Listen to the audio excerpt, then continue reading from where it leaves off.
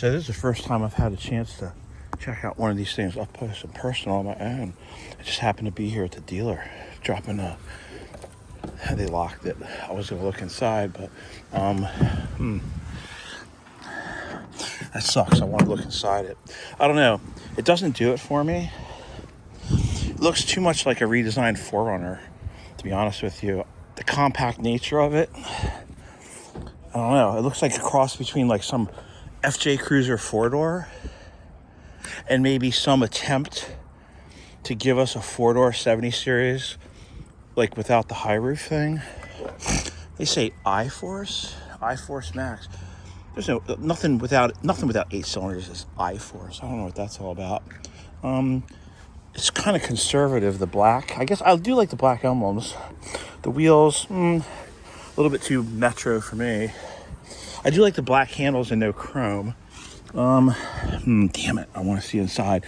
I don't know, it's hard to see inside through the dirty window, but it's all the fancy bells and whistles bullshit that we are force-fed here in America. But no, that's interesting. I like that rigid pod light. I'm gonna find out what's up with him. That's cool. Rigid, huh? Are these made in Japan? Oh yeah, shit, look at that. JTEABF. Japanese. JT is Japan. So wait, it's BFAJ7. So what is this, an F? Is it an FJ something? That's kind of hard to decipher. What is this, considered the 300 or 400 series now? I don't even know. Or is it some weird thing like a Prado?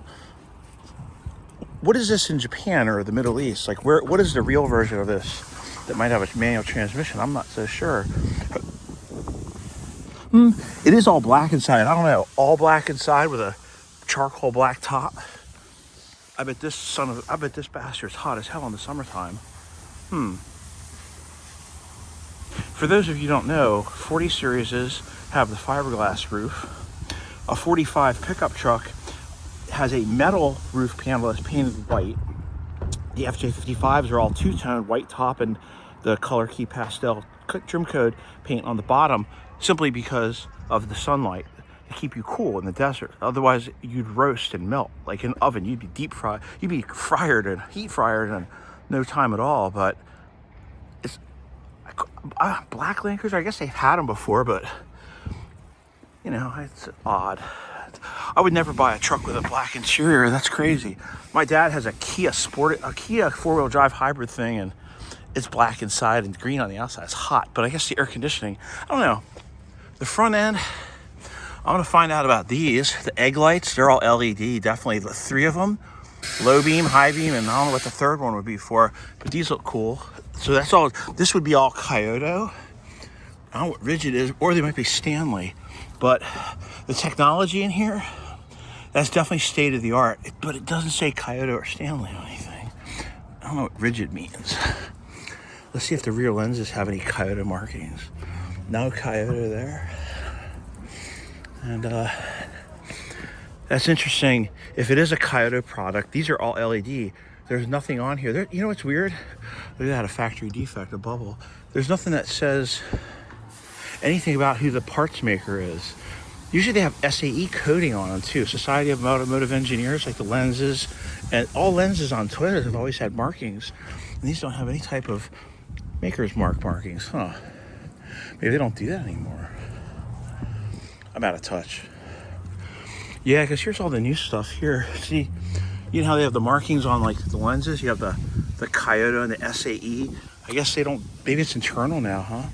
But I'm surprised. Like, look at this. Now check this out. This has it. If you can see, let me get it. That's called ICHIKOHH. Whatever that Ichokina is, I'm familiar with that branding. And see the SAE 60-317 SAE Society of Automotive Engineers E2 space 22. All that coding is specific codes as in COD. That's all specific to that lens and lamp. And that company's lens maker in Japan, lamps and lights, like Kyoto and Stanley, that's the abbreviation, the IKK on like room lamps and stuff.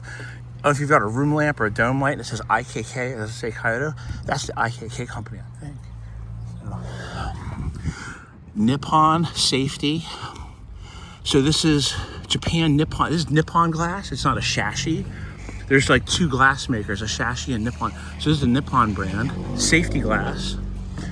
And it meets the dot code. In America we have SAE. In Japan they have JASA, JASA, I believe. It's the SAE of Japan. So that would be JASA qualified. Temperlite. That's a different company. Who makes that? Don't know. Anyway, that is some tech. Yeah. I'm not down with the wiper blades either, but yeah, these are those new aerodynamic whatevers. I don't like them, but you know, I don't know. That's kind of like I don't know, maybe it's an armor plated shield, but see how they snap on? They have the loop here.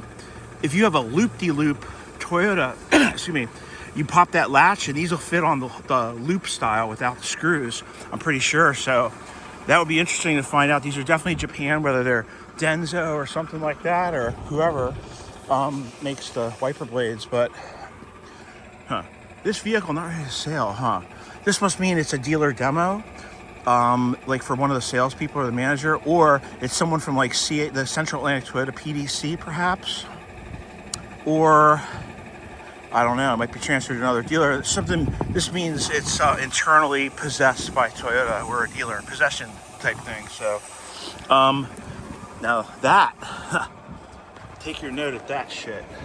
That is interesting. Look at that. So the wheel locks were done at the dealer or the port, probably the port.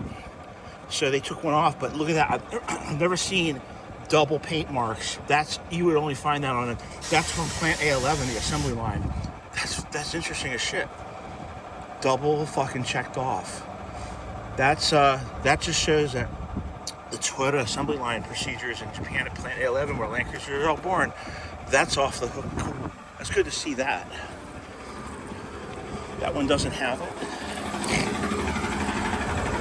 No. But fronts only, Fronts only, but not the backs. I'm not sure the why there.